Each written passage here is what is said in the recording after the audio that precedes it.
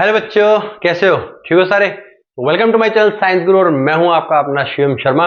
तो बच्चों, आज मैं लेके आया हूं one shot control and coordination का, जिसके अंदर मैं बताने वाला हूं बेसिक से लेके डेप्थ तक हर एक कंसेप्ट के बारे में। कहां से क्वेश्चंस आते हैं, कहां से नहीं आते, कहां से कितने मार्क्स का क्वेश्चन आएगा, हर एक चीज के बारे में बताता चलूंगा।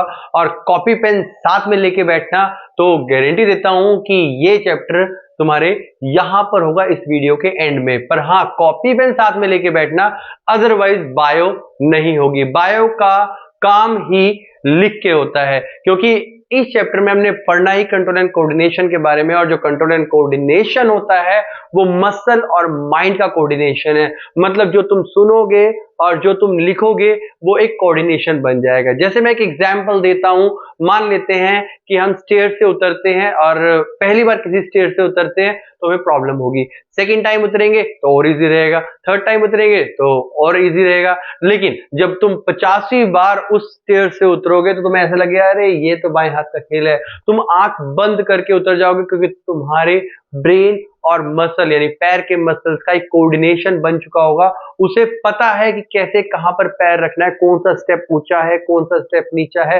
हर एक बारे में। वैसे ही जब तुम लिखते हो तो एक वर्ड के बाद दूसरा वर्ड आता है और फिर तीसरा वर्ड आता है, ये कोऑर्डिनेशन बन जाता है मसल्स के साथ। और यही चैप्टर में हम सीखने वाले हैं। तो चलो वीडियो को स्टार्ट करते हैं। सबसे पहले बात करेंगे हम कि जितने भी लिविंग ऑर्गेनिजम्स हैं वो सारे के सारे रिस्पॉन्ड करते हैं और रिएक्ट करते हैं इन्वायरमेंट में जितने भी चेंजेस होते हैं, और इन चेंजेस को हम स्टिमुलाई बोलते हैं। So the changes in the environment to which the organism respond and react, इसे बोला जाता है स्टिमुलाई। चाहे वो ठंड हो, चाहे वो गर्मी हो, चाहे वो टच हो, स्मेल हो। जैसे अगर हम कहीं से गुजर रहे होते हैं और आसपास कहीं कूड़ा पड़ा हो और हमें स्मेल आती है, तो हम क्या करते हैं, उस पर रिस्पॉन्ड करते हैं। कैसे? अपनी नाक बंद करके। वैसे ही जब हमें गर्मी लगती है तो हम नहा लेते हैं या फिर एयर कंडीशन एसी ऑन कर देते हैं, और जब हमें सर्दी लगती है तो हम रजाई लेके आराम से ओढ़ के लेट जाते हैं। तो वैसे ही हम लोग क्या करते हैं, रिस्पॉन्ड करते हैं स्टिमुलाई के लिए। अब प्लांट और एनिमल्स दोनों के दोनों रिस्पॉन्ड करते हैं स्टिमुलाई को, लेकिन अलग मैनर से, जो कि हम आगे पढ़ने वाले हैं। ना कंट्रोल एंड कोऑर्डिनेशन एनिमल्स की बात करें तो एनिमल्स में ये कंट्रोल एंड कोऑर्डिनेशन दो तरीके से होता है। एक होता है हमारे पास नर्वस सिस्टम और दूसरा होता है एंडोक्राइन सिस्टम। दोनों के बारे में डेप्थ में पढ़ते हैं, लेकिन पहले स्टार्ट करेंगे नर्वस सिस्टम के बारे में। Nervous tissue is made up of an organized network of nerve cells called neuron which are specialized for conducting information via electrical impulse from one part of the body to another. मतलब ये है कि भाई nerve system हमारा जो होता है वह न्यूरॉन्स का बना होता है, मतलब नर्व सेल्स का बना होता है। And these are the specialized cells जो क्या करेंगे, एक कंडक्टिंग चैनल बनाएंगे और इंफॉर्मेशन को कंडक्ट करेंगे एक पार्ट ऑफ द बॉडी से दूसरे पार्ट में। मतलब अगर मुझे कुछ काम करवाना है तो ब्रेन क्या करेगा, सिग्नल पास करेगा इलेक्ट्रिकल इंपल्स की फॉर्म में एक पार्ट ऑफ द बॉडी से सेकंड मतलब दूसरे पार्ट की तरफ। अब ये कैसे पता लगता है, ब्रेन को कैसे पता लगेगा कि क्या करना है? ब्रेन को पता लगता है सेंस ऑर्गन से, और इन सेंस ऑर्गन्स को हम रिसेप्टर भी बोलते हैं। तो एक नंबर में एमसीक्यू कहीं से भी पूछा जा सकता है कि रिसेप्टर्स क्या होते हैं। Basically these are the basically sense organ to sense the information to the brain. तो जो ब्रेन तक इंफॉर्मेशन लेके जाते हैं उनको बोलते हैं रिसेप्टर्स, और रिसेप्टर्स बेसिकली सेंस ऑर्गन्स में होते हैं। तो हमने यहाँ 5 तरह के सेंस ऑर्गन पढ़े हैं, तो वही 5 तरह के हमारे रिसेप्टर भी होते हैं। सबसे पहला जो आता है वो होता है ईयर, हमारे कान में, जिसको बोलते हैं फोनो रिसेप्टर। ये क्या करेगा, साउंड सुनेगा यानी हियरिंग, या फिर balance of the body, body का बैलेंस भी करेगा, क्योंकि राइट और लेफ्ट हमें 2 कान दिए होते हैं। नेक्स्ट आएगा हमारे पास eyes, and these are called photoreceptors. Eyes के अंदर बहुत सारे सेल्स होते हैं जिनको हम फोनोरिसेप्टर्स बोलते हैं, जो कि देखने का काम करेंगे। नेक्स्ट इज स्किन, तो इसको बोलेंगे थिग्मोरिसेप्टर, टच के काम आएगा, या फिर हीट एंड कोल्ड यही देखेगा। नेक्स्ट आ गया नोज, नोज को ऑल्फैक्टरी रिसेप्टर्स भी बोला जाता है, या नोज के अंदर ऑल्फैक्टरी रिसेप्टर्स भी होते हैं, जो कि सूंघने की शक्ति यानी स्मेल डिटेक्शन को ब्रेन तक पहुंचाएगा। नेक्स्ट है tongue which is called gustatory receptor, जो कि टेस्ट को देखेगा। मतलब ब्रेन तक जो भी इंफॉर्मेशन पहुंचेगी वो इस सारे के सारे रिसेप्टर्स ही पहुंचाते हैं। ब्रेन के पास खुद का कुछ भी नहीं होता, वो सिर्फ इंटीग्रेट करेगा और सिर्फ कमांड देगा, एक तरह का सीपीयू काम करता है। बाकी जो इनपुट आएंगी बॉडी के अंदर ब्रेन तक आएंगी, वो सारी की सारी इनके थ्रू आएंगी। Now these are the responsible parts those carry the information to the brain.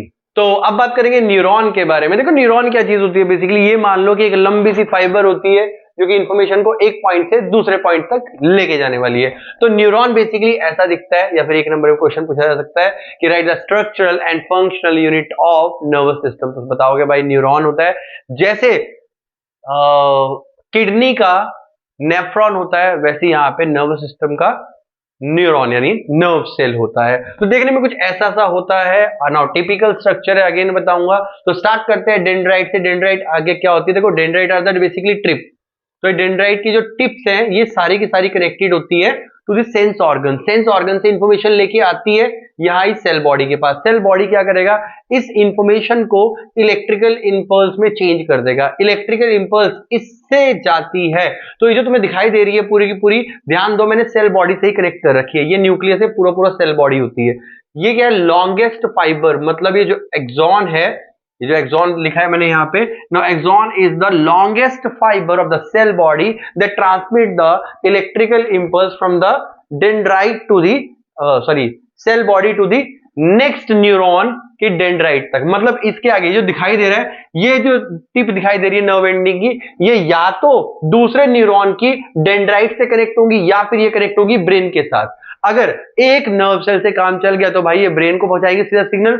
अगर डिस्टेंस बहुत ज्यादा है तो क्या करेगी, एक न्यूरॉन इसके आगे एक और न्यूरॉन कनेक्ट होगा। बस फर्क ये आएगा कि ये जो नर्व एंडिंग है, ये नर्व एंडिंग आगे डेंड्राइट से कनेक्ट होगी। मतलब अगर डिस्टेंस कम है तो सेंस ऑर्गन यहां से इंफॉर्मेशन लेगा और यहां से सीधा ब्रेन के पास। लेकिन अगर डिस्टेंस बहुत ज्यादा है तो एक न्यूरॉन के पीछे एक और न्यूरॉन कनेक्ट होगा और इसमें से जो इंफॉर्मेशन जा रही है वो इधर नर्व एंडिंग के थ्रू डेंड्राइट से दोबारा जाएंगी, उसमें से फिर ऐसे ट्रेवल होती जाएंगी जब तक ब्रेन तक नहीं पहुंचता तब तक। सेल बॉडी का काम इलेक्ट्रिकल इंपल्स बनाना है, इस मतलब ट्रेवल करवाना है बेसिकली, इसका आगे पहुंचाना है। और नर्व एंडिंग का काम क्या है, नर्व एंडिंग इस सिग्नल्स को आगे न्यूरॉन या फिर ब्रेन तक पास करेगा। डेंड्राइट का काम है सेंस ऑर्गन से इंफॉर्मेशन को कैरी करना, एक्वायर करना।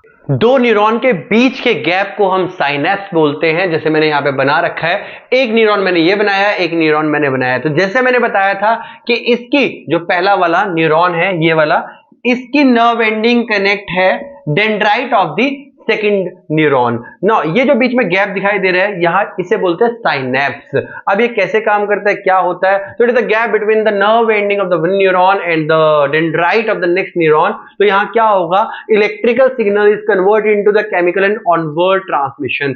देखो होता क्या, बेसिकली हमारी बॉडी के अंदर जो सिग्नल पहुंचते हैं वो सारे के सारे केमिकल फॉर्मेशन पे पहुंचते हैं, केमिकल फॉर्म में पहुंचते हैं। लेकिन जो नर्व मतलब जो न्यूरॉन्स है, नर्व सेल्स हैं, इनके अंदर जो सिग्नल जाते हैं वो सारे के सारे इलेक्ट्रिकल इंपल्स की फॉर्म में जाते हैं। तो क्या हुआ, यहां से सेंस ऑर्गन ने इंफॉर्मेशन दी और किस फॉर्म में दी, केमिकल में, CH केमिकल ने। तो डेंड्राइट ने क्या, उसको केमिकल टू इलेक्ट्रिकल कर दिया। फिर यहां से इलेक्ट्रिकल में गई, फिर यहां पे जो नर्व एंडिंग है यहां पर इलेक्ट्रिकल से फिर केमिकल में कन्वर्ट होगा। और वो केमिकल से आगे ये जो डेंड्राइट है ये दोबारा क्या करेंगी, केमिकल से इलेक्ट्रिकल में कर देंगी। मतलब न्यूरॉन के अंदर तो इलेक्ट्रिकली ट्रांसफर होगा, ध्यान रखना, केमिकल में नहीं होगा ना। यहाँ पे साइनेप्स और क्या काम करेगा, मान लेते हैं कि यहां से जो इंफॉर्मेशन आनी है, अब देखो न्यूरॉन कनेक्टेड सिर्फ ब्रेन से नहीं होते, ब्रेन को मसल से कनेक्ट करने में भी न्यूरॉन का ही हाथ होता है। तो मान लेते हैं कि ऐसा न्यूरॉन, ये ऐसा स्ट्रक्चर है जो ब्रेन, अब यहाँ पे सेंस ऑर्गन ना हो के ब्रेन सिग्नल पास कर रहा है। तो जब ब्रेन सिग्नल पास करेगा और किसी हाथ को मैंने मूव करवाना है, किसी पैर को मूव करवाना है, तो इस साइनेप्स के गैप में से और भी न्यूरॉन्स निकले होते हैं या फिर और भी बॉडी पार्ट्स कनेक्टेड होते हैं। तो मान लो यहां पर कोई मसल है और इस मसल तक इंफॉर्मेशन पहुंचानी है, यहां ब्रेन ने कोई इंफॉर्मेशन दी और उसको इस मसल तक पहुंचानी है, तो यहां से पास होगी इलेक्ट्रिकल इंपल्स में, साइनेप्स पे वही इंफॉर्मेशन क्या होगा, यहां से इलेक्ट्रिकल से केमिकल में पास हो जाएगी और वही केमिकल मसल्स में चला जाएगा मसल को मूव करवाने के लिए। तो अगेन बताऊंगा, न्यूरॉन सिर्फ और सिर्फ ब्रेन के अंदर नहीं होते, पूरी पूरी बॉडी में सराउंड होते हैं। ब्रेन को सेंस ऑर्गन से कनेक्ट भी न्यूरॉन ही करता है और ब्रेन को मसल से कनेक्ट भी न्यूरॉन ही करता है। सेंस ऑर्गन से इंफॉर्मेशन ली जाएगी, मसल्स को दी जाएगी। तो जब सेंस ऑर्गन यहां से इंफॉर्मेशन लेंगे तो आगे ब्रेन पे जाएगी या यहां से मतलब नर्व एंडिंग से चली जाएगी, या अगर डिस्टेंस ज्यादा है तो मैंने बताया कि न्यूरॉन से ट्रांसफर होते होते यहां से ब्रेन पे जाएगी। लेकिन जो ब्रेन से सिग्नल आएगा वो नर्व एंडिंग, अब यहाँ पे साइनेप्स होते हैं अलग अलग, एक न्यूरॉन के बीच में यहाँ पे साइनेप्स है, यहाँ पे भी साइनेप्स होगा आगे, हर दो न्यूरॉन के बीच में साइनेप्स होता है और इस साइनेप्स के नीचे बॉडी पार्ट्स कनेक्टेड होते हैं, मतलब हमारे मसल्स कनेक्टेड होते हैं। तो यहाँ पे मान लो हाथ का मसल है यहाँ पर, तो इन्फॉर्मेशन ब्रेन से यहाँ आई, यहाँ पे इलेक्ट्रिकल में आई, इलेक्ट्रिकल से केमिकल पे जाएगी, मतलब जो ब्रेन के पास सिग्नल पहुंचेगा वो in the form of chemical पहुंचेगा। ऐसे काम करता है साइनेप्स। साइनेप्स का क्वेश्चन 2 नंबर का आता है और बहुत ही अच्छा मतलब देखने को मिलता है। यहाँ पे तुमने क्या लिखना है, सिर्फ साइनेप्स की डेफिनेशन लिखनी है और ये बताना है साइनेप्स का फंक्शन क्या होता है। रिफ्लेक्स एक्शन का जो क्वेश्चन होता है वो तुम्हें लगभग 3 मार्क्स का देखने को मिलेगा। और रिफ्लेक्स एक्शन में कैसे पूछा जाता है, पूछा जाएगा कि रिफ्लेक्शन होता क्या है, रिफ्लेक्स आर्क बना के दिखाओ और ये कौन रेगुलेट करता है। 3 पार्ट में ये हमारा क्वेश्चन बनेगा। तो सबसे पहले रिफ्लेक्स एक्शन है क्या, it is a quick sudden and immediate response of the body to a stimulus. Stimulus मैंने बताया था कि एनवायरनमेंट में कोई चेंज हो रहा है, मान लेते हैं कि कोई भी चेंज, तुम सडनली एकदम भाग रहे हो, आगे गड्ढा आ गया, तुम क्या करते हो, एकदम जंप कर जाते हो। ब्रेन सारे के सारे सोचने वाले काम करता है, ब्रेन निठल्ला होता है, इतना ज्यादा स्लो होता है, इसलिए ब्रेन कुछ काम तो करता ही नहीं है सडन वाले। ये सारे काम कौन संभालता है, स्पाइनल कॉर्ड। मतलब ये मान के चलो कि भाई ये मंत्री है और यही सारे की सारी चीजों को रिस्पॉन्ड करेगा, मतलब जो सोचने वाली चीजें नहीं है। पता है यार कि जाना है, गड्ढा आ गया, टाप जाना है उसको, तो ये कौन देखेगा, स्पाइनल कॉर्ड। पता है कि गर्म चीज लगेगी तो उससे हाथ हटा लेना है, वो कौन देखेगा, हमारा स्पाइनल कॉर्ड। तो स्पाइनल कॉर्ड बेसिकली वो काम करेगा जो इमीडिएट, बहुत जल्दी डेंजरस सिचुएशन वाले होंगे। जैसे मान लो किसी ने सुई चुबा दी तो हम क्या करेंगे, एकदम से उछल जाएंगे। अब वो उछलेंगे क्यों, क्योंकि भाई डेंजरस सिचुएशन है। ब्रेन जब तक सोचेगा, फील करेगा, तब तक तो सुई अंदर घुस जाएगी। तो ये सारे एग्जांपल आगे, नी जर्क या फिर withdrawal of hand when touching hot object. अगर किसी हॉट ऑब्जेक्ट को टच करेंगे तो हम हाथ अपने आप हटा लेते हैं, सोचने का हमें टाइम भी नहीं मिलता। तो रिफ्लेक्स आर्क क्या होती है, बेसिकली ये स्टिमुलस है, मतलब हीट आई है। तो स्टिमुलस क्या है, मैंने बताया था एनवायरनमेंट में चेंज है, तो यहां पर हमारे पास हीट की फॉर्म में चेंज हो रहा है। रिसेप्टर क्या होता है, मैंने तुम्हें बताया था कि जो सेंस ऑर्गन्स होते हैं, अब ऑब्वियस है हीट है तो ये स्किन ही डिटेक्ट करेगी। इसके बाद ये सिग्नल कहां गया, सीधा स्पाइनल कॉर्ड के। स्पाइनल कॉर्ड को पता है क्या करना है, स्पाइनल कॉर्ड ने फटाफट से इंफॉर्मेशन दी और उसने मसल्स को इंफॉर्मेशन पास कर दी और उसने मसल ने क्या कर दिया, विड्रॉ कर लिया अपना हैंड। अब यहां पे कहीं पे ब्रेन काम नहीं आ रहा, लेकिन इससे कनेक्ट होगा ब्रेन। मतलब ये है भाई कि ब्रेन तक इंफॉर्मेशन तो पहुंचेगी, ब्रेन तक इंफॉर्मेशन तो पहुंचेगी, लेकिन काम होने के बाद पहुंचेगी साथ के साथ, क्योंकि अगर ये ब्रेन तक इंफॉर्मेशन पहुंचाएगा तब तक तो काम हो जाएगा। अब मान लो एकदम से हम गिरे, हमने हाथ एकदम नीचे रख लिया, जब तक ब्रेन सोचेगा इसको और इंटीग्रेट करेगा कि क्या करना है, तब तक तो हम नीचे गिर जाएंगे, हमारी हड्डी बसली एक हो जाएगी, हाथ भी टूट सकता है। तो ये सारे काम कौन देखता है, स्पाइनल कॉर्ड। तो ध्यान रखना, कोई भी चीज हो, मान लेते हैं अगर मैंने देखा कोई लाइट पड़ी एकदम आंखों में, लाइट पड़ी एकदम से मैंने बंद कर लिया, spinal cord.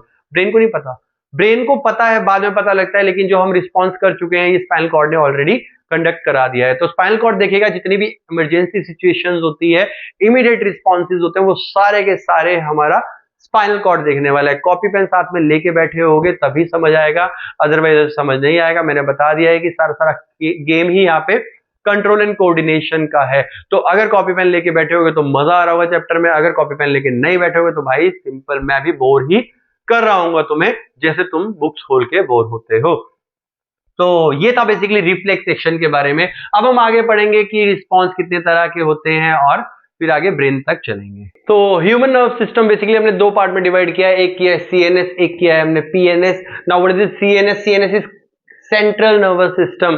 Central nerve system में 2 पार्ट होते हैं, एक होता है ब्रेन और एक होता है स्पाइनल कॉर्ड। मतलब सारा का सारा काम तो इन्होंने ही करना है, ध्यान रखना है। ये मेन ऑर्गन्स हैं and these are the connected pipes जो इनको कनेक्ट करेंगे। जैसे मान लो एक जूस होता है और एक पाइप होती है ना, तो जूस मुंह तक लाने में पाइप का यूज होता है, तो वैसे ही यहाँ पे होगा। तो 2 चीजें होती है, एक ब्रेन और एक स्पाइनल कॉर्ड। तो PNS is peripheral nerve system, मतलब मान के चलो कि नर्व सिस्टम के अंदर नर्व का जाल, मतलब न्यूरॉन्स का एक जाल होता है बेसिकली, जो मसल्स तक जाता है या फिर पूरी पूरी बॉडी में जाता है। तो ये क्या है, क्रैनियल नर्व्स। ध्यान रखना, cranial nerves these are rise from the brain.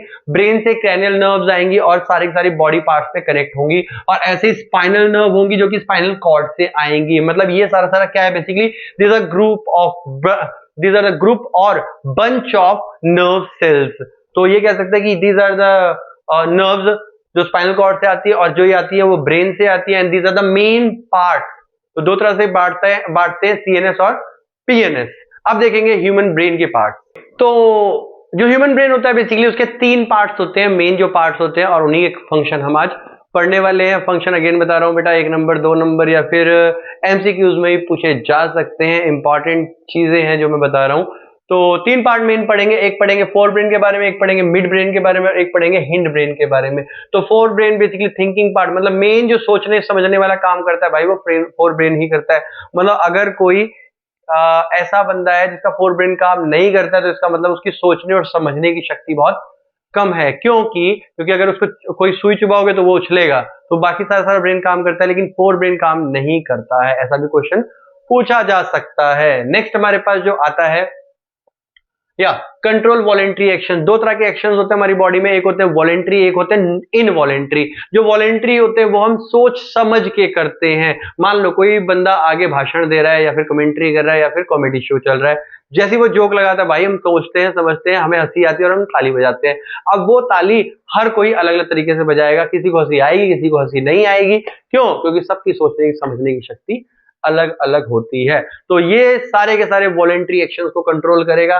साथ में हमारी जो मेमोरी बनाता है वो भी फोर ब्रेन ही बनाता है। एंड ये क्या करेगा, ये जितना भी सामान मतलब बाहर से इंफॉर्मेशन आती है सेंस ऑर्गन से, वो सारी फोर ब्रेन पे आती है और उससे फिर वो इंटीग्रेट करता है, क्या सही है क्या गलत है। जिसको सही लगता है उसे वो रखता है और जो खराब लगती है उसको वो भूल जाता है, मेमोरी बनाकर, छोटी सी मेमोरी बनाकर। नेक्स्ट आ गया हमारे पास सेंटर एसोसिएटेड विद हंगर। ये भी एक बार क्वेश्चन पूछा गया था कि write the part where who is centre associated with hunger. मतलब हमें भूख लगती है या हम खाना खा लिया हमने, तो ये कौन बताएगा? Fore brain. भाई फोर ब्रेन को सब पता रहता है, भूख लगी हो या फिर खाना खाया हो ना। मिड ब्रेन हिंड ब्रेन, ये दोनों के दोनों इनवॉलेंट्री एक्शन को पे काम करेगा। कुछ वॉलेंट्री हिंड ब्रेन करता भी है, कौन से वो मैं बताऊंगा अभी। मिड ब्रेन के बारे में बात करें तो इनवॉलेंट्री एक्शन को काम करेगा, जैसे साइज ऑफ द प्यूपिल, हमारी आंख में रोशनी पड़ी, रोशनी पड़ने के बाद जो इरीज है या आइरीज है वो प्यूपिल का साइज को रेगुलेट करेगा, छोटा बड़ा करेगा, और वो कौन करवाएगा? मिड ब्रेन करवाएगा। या फिर reflex movement of head, neck and trunk. अगर हमारे दर्द होता है हम ऐसे ऐसे करते हैं तो हमारे मिड ब्रेन में दिक्कत है, भाई ध्यान रखना। ये सारे की सारी चीजें मिड ब्रेन करवाएगा। मान लेते हैं कि एकदम से कोई चीज आई और हमने हाथ सर ऐसे कर लिया, ये कौन करवा रहा है? Mid brain. फोर ब्रेन तक तो ये काम पहुंच भी नहीं रहा। क्यों? क्योंकि एक तरह का रिफ्लेक्स एक्शन है। सारे के सारे रिफ्लेक्स एक्शन ध्यान रखना कि स्पाइनल कॉर्ड नहीं करता, कुछ ये दोनों भी करते हैं। ये दोनों कौन कौन से करते हैं वो मैं अभी बता देता हूँ। सबसे पहले movement of head, neck, trunk. ये याद रखना कि ट्रंक होता है हमारा, कमर ऐसे से हिलते हैं, तो ये सारा का सारा मिड ब्रेन कंट्रोल करेगा। नेक्स्ट आ गया हमारे पास हिंड ब्रेन। हिंड ब्रेन में 3 पार्ट मेन पढ़ेंगे, एक पढ़ेंगे सेरिबेलम, एक पढ़ेंगे मेडुला और तीसरा पढ़ेंगे हम पोन के बारे में बात करेंगे, पोन्स बेसिकली। नेक्स्ट आ गया सेरिबेलम। तो ये बेसिकली हमारे पोस्चर को कंट्रोल करेगा। हम सीधा चल रहे हैं, टेढ़े चल रहे हैं, दर्द हो रहा है या क्या हो रहा है, दिस कंट्रोल बाय सेरिबेलम। और precision of voluntary actions like picking pen, हमने एक मार्कर को ऐसे उठा लिया, ये भी कौन डिसाइड करेगा? सेरिबेलम। मतलब अगर हमारा सेरिबेलम काम ना करे, ऐसा भी क्वेश्चन बन के आया था, अगर हमारा सेरिबेलम ना करे तो क्या होगा? तो बैलेंस नहीं बनेगा बॉडी का। और दूसरी चीज हमारी या पिकिंग पेन, मतलब हम कोई चीज एक बार में ऐसे नहीं उठा पाएंगे, मतलब इतना ज्यादा प्रिसिशन मतलब एक्यूरेसी नहीं बनेगी इसको उठाने की, जैसे मैं उठा रहा हूं ऐसे। तो नेक्स्ट आ गया हमारा मेडुला। ये बहुत ज्यादा मतलब बहुत बेसिक सा क्वेश्चन है, पूछा जाने वाला है कि क्या काम करता है। तो इसमें 3 चीजें पढ़ोगे, एक पढ़ोगे बीपी मतलब ब्लड प्रेशर, एक सेलिब्रेशन और एक वॉमिटिंग। ये तीनों के तीनों मेडुला कंट्रोल करता है in the hind brain. Next आ गया पोन्स, जो कि बहुत कम पूछा जाता है। Now this is control, this pons is control basically involuntary action like regulation of respiration. हम सांस ले रहे हैं, कितनी तेज लेनी है, ये सारा पोन रेगुलेट करेगा। कई बार क्या होता है हम भाग रहे होते हैं, भागने पे हमें बहुत ज्यादा एनर्जी चाहिए, तो ये क्या करेगा? हार्ट बीट को बढ़ा देगा, फटाफट फटाफट फटाफट रेस्पिरेशन कंट्रोल करेगा और एनर्जी प्रोवाइड करेगा। मतलब बॉडी में ना एक पार्ट, मतलब कोई भी बॉडी ऑर्गन है वो एक काम नहीं करता है, सारे सारे मिलके करते हैं। बस यहाँ पे ये क्या करेगा? रेगुलेट करेगा रेस्पिरेशन को। बाकी तो आगे हमने पढ़ना ही है। तो नेक्स्ट हम देखेंगे कुछ लिमिटेशंस के बारे में। 3 नंबर का क्वेश्चन आया था कि write the limitations of the nervous system. हमारे नर्वस सिस्टम की जो इलेक्ट्रिकल इंपल्स की फॉर्म में वर्क करता है, उसकी लिमिटेशंस क्या होती है उसके बारे में देखेंगे और फिर चलेंगे प्लांट हार्मोन की तरफ। तो क्वेश्चन आता है कि write the two limitations of the electrical means of communication. तो इसमें दो चीजें पता लगेंगी। सबसे पहली चीज है electrical impulse will reach only to those cells that are connected to the nervous tissue. मैंने बताया था साइनेप्स के बाद जो कनेक्टेड होते हैं, कुछ मसल्स कनेक्टेड होते हैं, सारे के सारे बॉडी पार्ट्स कनेक्ट नहीं होते हैं, मस्कुलर ऑर्गन्स ही होते हैं। तो यहाँ पे एक लिमिटेशन होती है कि these are only reach to those which are connected to the nervous tissue. और बाकी का क्या, बाकी कौन पहुंचाएगा? तो उसके लिए हमारी बॉडी में केमिकल मीन्स ऑफ कम्युनिकेशन होता है जो कि हार्मोन्स की वजह से होता है, जो हम अभी पढ़ने वाले हैं 10 मिनट बाद या 5 मिनट बाद।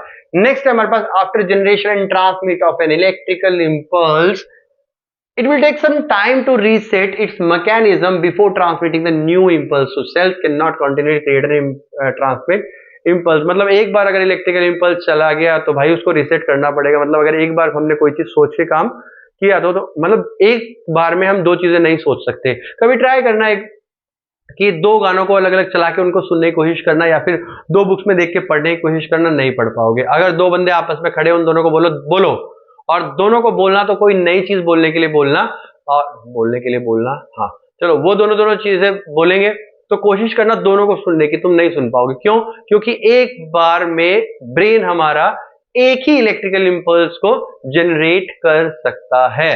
तो ये भी एक लिमिटेशन है। And last is plant do not have any nervous system. ये तो वैसे लिख दिया मैंने थर्ड पॉइंट बना के। अब हम देखने वाले हैं कि अगर प्लांट के पास नर्वस सिस्टम नहीं होता तो वो अपनी बॉडी को रेगुलेट कैसे करता है, कौन कौन सी यहाँ पे चीजें होती है। तो मैं बता दूं यहाँ पे कि प्लांट में जो चीजें होती हैं वो सारी ट्रॉपिज्म की वजह से होती है, जो कि बहुत इंपॉर्टेंट है, एग्जाम में पूछी भी जाने वाली है। तो चलो उसको स्टार्ट करते हैं। So this the most important part जो मैं बताऊंगा ट्रॉपिज्म के बारे में, यानी कंट्रोल एंड कोऑर्डिनेशन प्लांट में कैसे होता है। देखो दो तरह की मूवमेंट्स होती है प्लांट में, एक होती है नास्टिक मूवमेंट, एक होती है ट्रॉपिक मूवमेंट। तो जो नास्टिक मूवमेंट है these are independent of growth. जैसे मान लो हम छुई मुई का पौधा होता है, छुई मुई के पौधे को जब हम टच करते हैं तो उसके जो लीव्स होते हैं वो ड्रूप कर जाते हैं। वो ड्रूप क्यों करते हैं?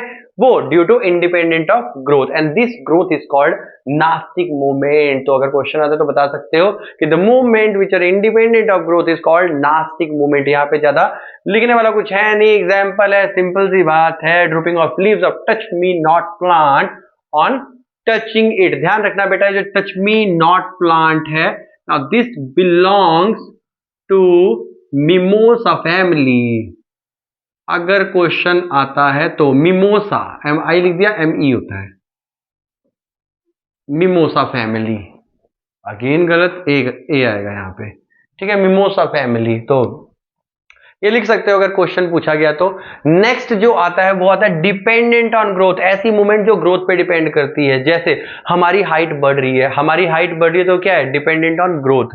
लेकिन मैं हाथ पैर ऐसे ऐसे मूव कर रहा हूं, हाथ ऐसे मूव कर रहा हूं, उंगली ऐसे चला रहा हूं, these are not dependent on growth, these are independent on growth. तो ऐसे ही प्लांट्स में भी होती है कुछ मूवमेंट जो डिपेंडेंट ऑन ग्रोथ नहीं होती है। Now these are dependent on growth होती है और जो नहीं भी होती है। नाउ सबसे पहली चीज आती है टेंड्रिल। ये 3 बार क्वेश्चन बता चुका हूं मैं अभी तक, और 3 सैंपल पेपर में या फिर 3 ऐसे पेपर में आया हुआ था जो प्री बोर्ड में आए हुए थे।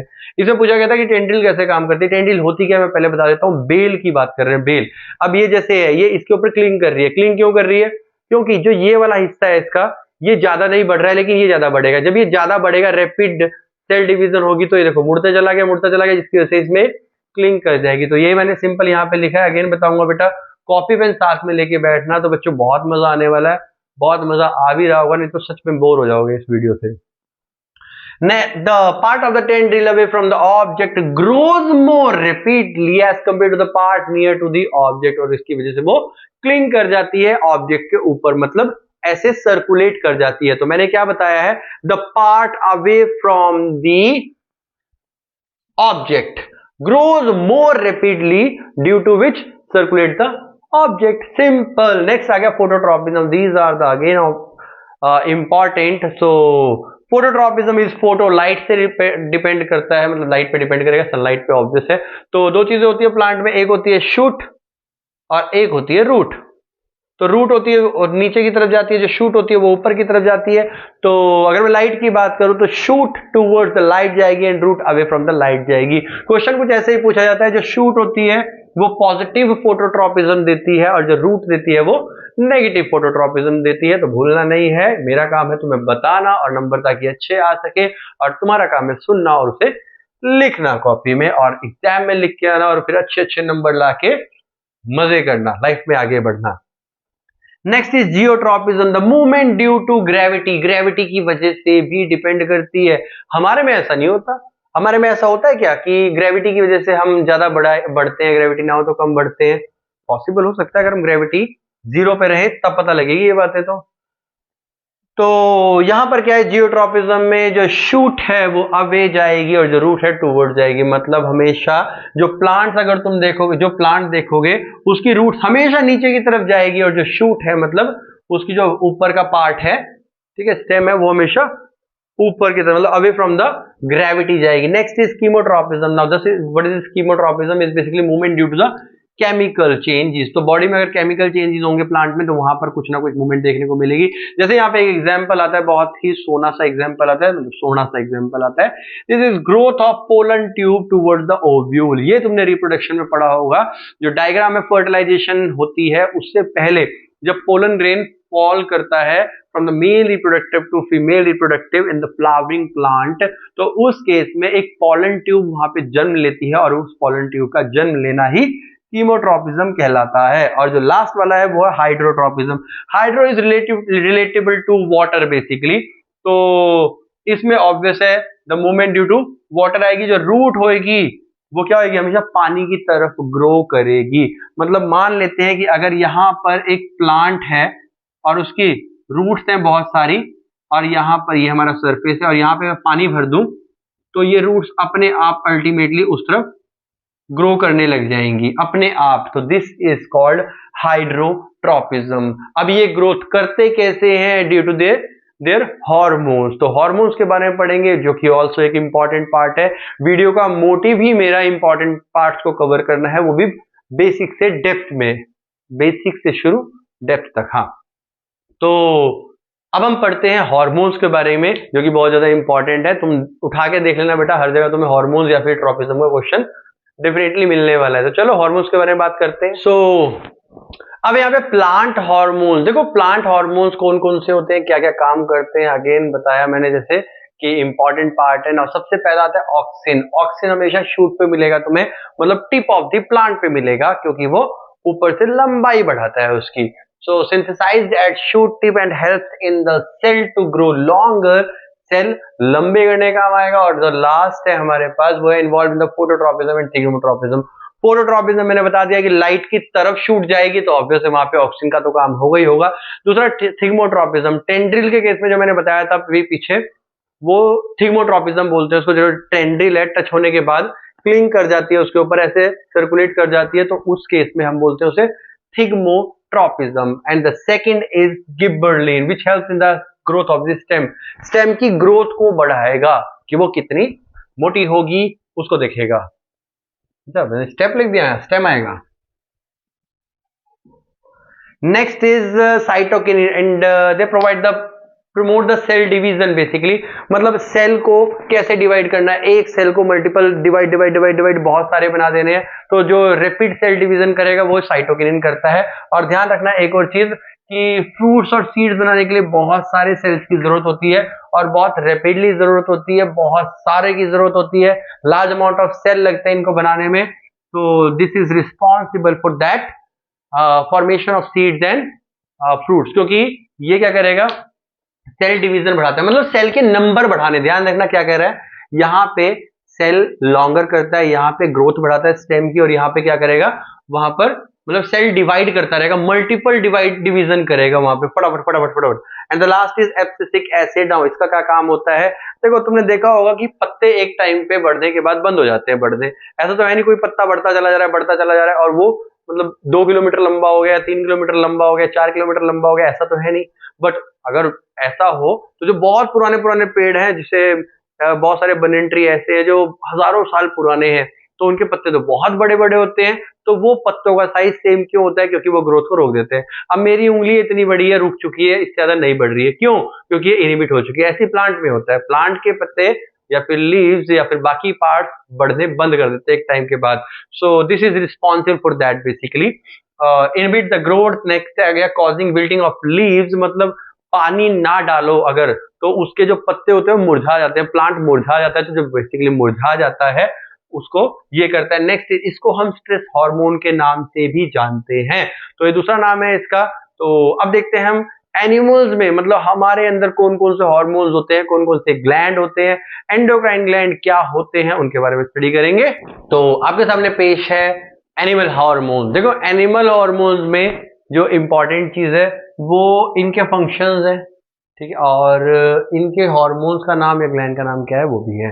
तो मतलब कुल मिला के सारा का सारा जो चार्ट लिखवाया है मैंने, ये पूरा का पूरा इंपॉर्टेंट चार्ट है। तो सबसे पहला आता है हमारे पास thyroxine. Thyroxine is release by thyroid. Thyroid यहां होता है नेक में, थ्रॉट में, इस रीजन में होता है, and it regulates the metabolism of the carbohydrate, fat and protein. हमारी बॉडी में जो कार्बोहाइड्रेट बना है, फैट बना है, प्रोटीन बना है, कहां पे कितना लगेगा वो सारा सारा ये डिसाइड करेगा। और यही रीजन है कि थायराइड ही डिसाइड करेगा कि मेल बॉडी में वो सारा सारा डिपॉजिट कहाँ होगा और फीमेल बॉडी में कहाँ डिपॉजिट होगा। जब से तुमने देखा होगा जो फीमेल का स्ट्रक्चर होता है वो यहाँ से वेस्ट से, जो हमारी वेस्ट होती है वो ब्रॉड होती है फीमेल्स में, तो वो किसकी वजह से होती है, थायराइड की वजह से ही होता है, वो ही रेगुलेट करेगा उसको। नेक्स्ट अगर हम बात करें कि अगर थायरॉक्सिन कम हो जाए बॉडी के अंदर, अगर थायराइड काम करना ठीक से बंद कर दे और थायरॉक्सिन कम हो जाए बॉडी के अंदर, तो एक बहुत ही घातक बीमारी होती है जिसको बोलते हैं गॉइटर। अब गॉइटर में क्या होता है, गॉइटर में ये जो नेक होती है हमारी स्वेलन नेक हो जाती है। मतलब अगर थायरॉक्सिन कम हो जाए बॉडी के अंदर तो गॉइटर हो जाता है, थायराइड काम करना बंद कर दे तो फिर हमें क्या करनी पड़ती है, बाहर से थायरॉक्सिन की टैबलेट लेनी पड़ती है और धीरे धीरे धीरे धीरे वो बॉडी को कंट्रोल करती हैं। तो ऐसा क्वेश्चन भी आ सकता है, साथ साथ बताता रहूंगा। Next is growth hormone, GH भी बोलते हैं इसको, GH भी बोला जाता है, और ये करता है पिट्यूटरी ग्लैंड से। पिट्यूटरी ग्लैंड एक तरह का मास्टर ग्लैंड होता है, एक नंबर में क्वेश्चन पूछा जा सकता है, पहले छोटी क्लासेस में तो पूछा जा सकता है, अभी शायद ना भी पूछे। नेक्स्ट कहां पे होता है, ये मिड ब्रेन में होता है, और काम क्या करता है बेसिकली, ये करेगा हमारी बॉडी की ग्रोथ एंड डेवलपमेंट। मतलब अगर ये जो ग्रोथ हार्मोन है ये कम रह जाए तो हम बोने बन जाते हैं, मतलब ड्वार्फिज्म हो जाता है हमें, और अगर इसकी मात्रा बढ़ जाए हमारी बॉडी में तो उसे गीगाटिज्म बोलते हैं या फिर जाइंटिज्म बोलते हैं।